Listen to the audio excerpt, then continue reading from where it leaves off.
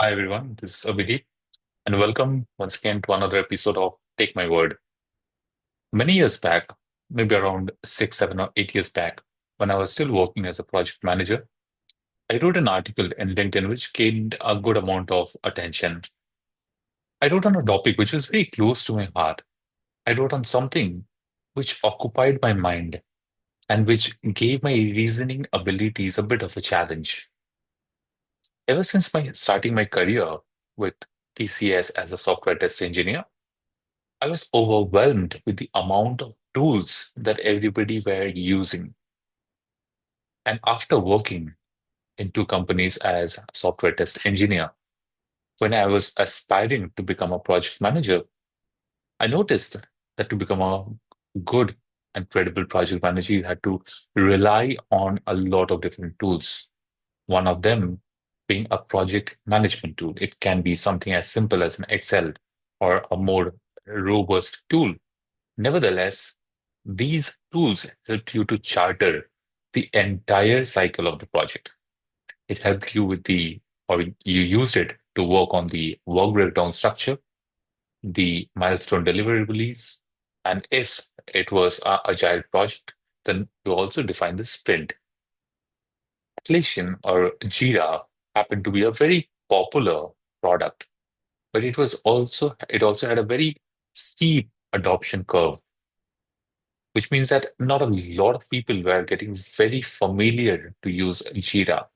And like most others, it overwhelmed me as well.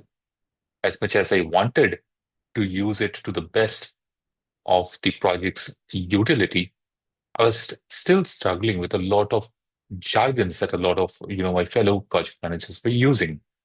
They were using terminologies like backlog and sprint momentum, etc., to talk about the progress of the project.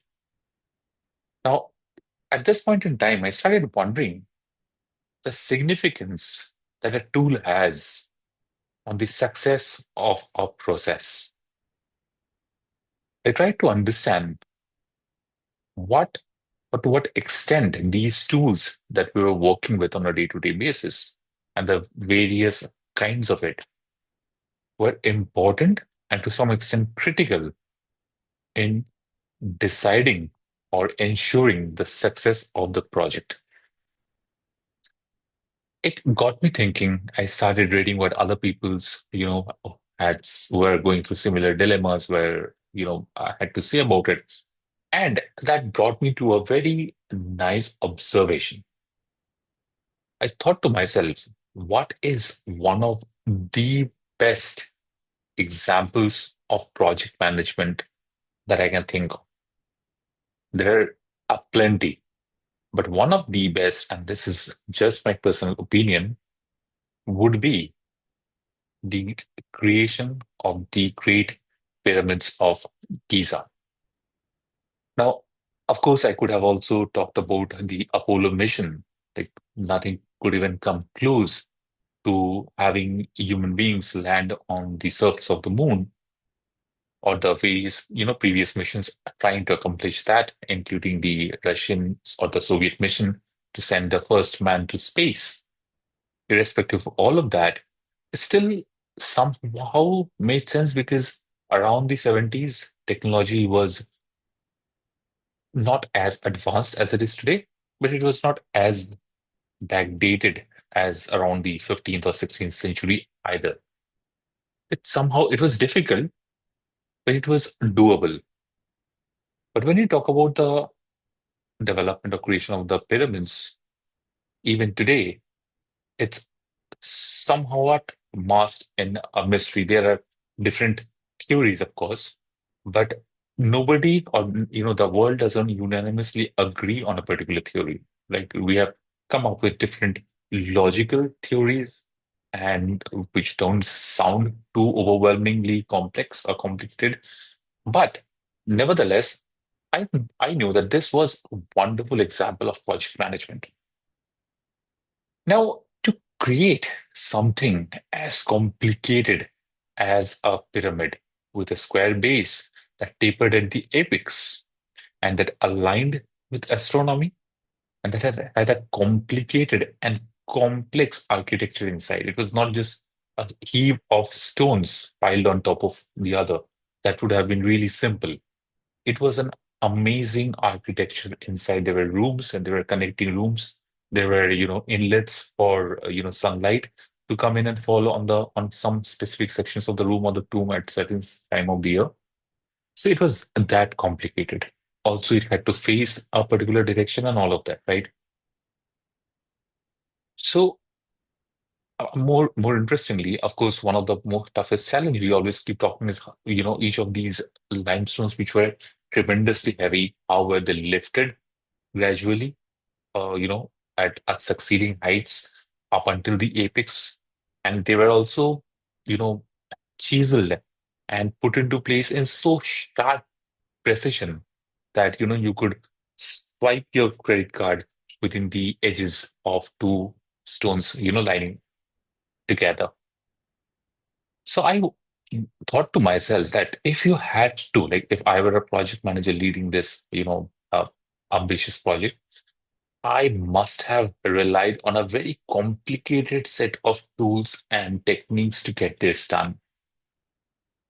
So I thought that maybe to make an elaborate plan for the creation of the pyramid, there must have been oodles of documentations that must have gone through drafts after drafts, plans after plans. So at that point of time, the pyramids were approximately Great Pyramids of Giza were approximately 3000 BC. Around that time, it was erected, or to be more precise, around 2900 BC. So I thought that possibly and must be there are oodles of papyrus. That was a usual form in which they used to write alongside scribbling on stones. So there must have been oodles of papyrus from that. So I started digging. And of course, some of the oldest dating papyrus dates as far back as 3000 BC, which is around the same time that the pyramids were built. But interestingly, none of these papyrus scrolls talks about the design and development of the pyramid. And I was curious. Why would anybody in their, right sense do that? If you have something to write on, and you have some, a complicated project like creating the pyramids, why would you not detail about it? You needed to plan, right? You needed to, put your vision on paper or the papyrus in that case.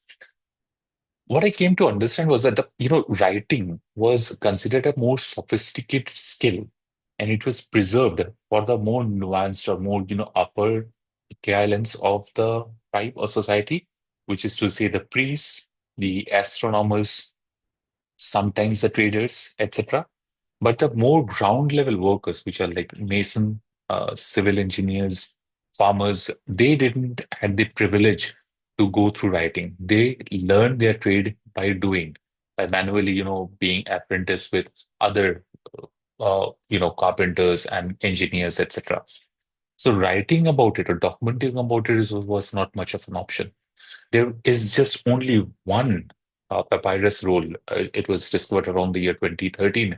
Around the Red Sea area, there was a cave, and from that cave, they discovered one papyrus roll that was documented. It was more of a journal by a manager who was leading a team of 200 people to work on the Pyramid of Giza. And he had kind of written, a journal type explanation of where they were, getting the stones from, etc. It's not very exhaustive, but that's the only known written papyrus scroll which talks anything about the pyramids. Nothing else. Everything else you get is are those, the hieroglyphic scriptures on the pyramid walls and hither and thither. But that also doesn't talk about the pyramid. That talks about, the afterlife and spiritual and everything. So just hold on for a minute over there and just imagine the stupendous amount of challenge this might have been. Imagine yourself as the project manager over there, tasked to create a project that has never been done before. And you, equipped with the knowledge of physics and geometry and civil engineering, you have no idea if this feat can be accomplished. If something as complicated and as elaborate as a pyramid could eventually be even built, like we dealt with so with comparison to that, we work with very simplistic projects on our day-to-day lives, right? And we still don't give 100% guarantee of their delivery or their success, right? So imagine yourself in the shoes of that particular person, and without any of the tools, no Jira, no Excel, no Google Docs, no Word, no PowerPoint, no notepad, no, online notepad syncing with your different devices, no laptop, no mobile device, no, pen and paper, nothing at all, right? Just a bunch of people with chisels, hammers, maybe elephants and, other animals to drag things up. Raw material, yes, but nothing to do a lot of planning on. So all the planning was up in here. But the pyramid was built, they were built, there were many, and they were built so well that they withered weather conditions for about or around 4,600 years till date.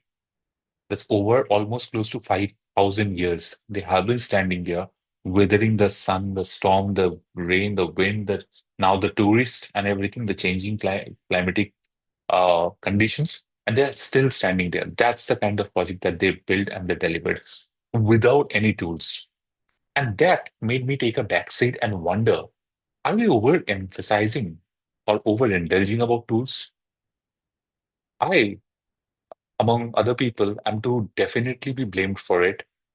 I, sometimes obsess a lot about using the right kind of tools. More specifically, think about productivity tools, notepads, to-dos, right? Tools that will help me quickly communicate between my laptop and my phone. And, if I get an idea, I can quickly type something on my notepad and, get synced with the laptop and all that hula around it, right? We talk a lot about cloud syncing these days and ecosystems that Apple hinges upon and leverages on. But I realized what really happens is that, you know, even with all the tools now in place, and of course, since we have the tools, right, the Egyptians used all the tools that were at their, uh, that were available to them at that point in time. It was not that they didn't use the tools that were already available. So we'll definitely use all the tools that we have. There's nothing wrong with it. But the way the human mind works is that the more and more options you give it, the less and less it will try to depend on itself. I'll give a very short, simple example to explain this. The more you outsource the work of memorizing facts and information, how do you do that? Write that down in your notepad, right? But or you create to-do lists with reminders. But the more you outsource that, the less and less your mind will remember itself. So that weaker your memory gets. Now, it's a controversial thing to say whether you should junk your mind with a lot of information and data. That's a superficial. If there's a reminder for 2 days later, you may not need after 6 months. Why would you, bother, kind of spamming your brain with that information? Like I said, we have two thoughts around it. That's not the point. The point is that's how the mind works. So I understood that when it comes, us modern workers, when it comes to executing, planning and executing our work, we confuse between tools and toys. You heard me right. That's exactly what the conclusion that I came across with. There are tools and then there are toys. So a notepad, Google sheet or an Excel sheet, a Word document, maybe these couple of things can be all that you need to plan and execute, let's say, a project or maybe a test execution or whatever, right? However, we over obsess and try experimenting with different other products because all of these products are marketing themselves to us, right? Each of these products are talking about the different features, the different add-ons, the different benefits that each of these product has over the other products. And we, always suffering from FOMO, keep thinking that, okay, just maybe this is the right product. If I just have the right product, the just note, the just right notepad, the just right project management tool, the just right bug tracking tool, the just right, work breakdown tool, mind mapping tool, feature mapping tool, workflow tool, then I'll be equipped and confident to execute the project. Truth being told, that's not needed. I have seen some of the most efficient people, some of these are CEOs of companies, and they are are possibly use a tenth of the tools that I use, and they're possibly 10 times or even 50 times some of these people more successful and productive the way I see it than how I am. And I am very productive, right? So you can imagine how productive these guys are. The reason is they understand that there are tools and then there are toys. Now we are grown up and matured people, right? We don't play with the same toys we used to when we were children. But the new things that we are subscribing to, the lead generation tools, automatic email sending tools, uh, maybe the paid subscription to some Gen AI tools, etc. The new iPhone with new features to sync better in the ecosystem, quickly edit, and with AI or Apple Intelligence in place, quickly edit your write-ups, etc. All of this, I'm not saying that these are not useful things, but do you need it right now? Do you need for the work that you're doing? Is it absolutely critical for the work that you're doing? And I would like to end this discussion with a simple question. When you find yourself on the horns of a dilemma, trying to figure out which are the tools that you should use, and if you find yourself spending more and more time thinking and experimenting and researching on the tools and actually getting the work done, then you should take a pause, think about the story that I just narrated, and ask yourself a simple question. Is this a tool or is this a toy? Is it helping me get my job done, or is it just keeping me occupied? Let me know what your thoughts are, whether you agree with me or with me. I would definitely like to know. And I would come soon with a next topic or take my word. This is Abhidip signing off.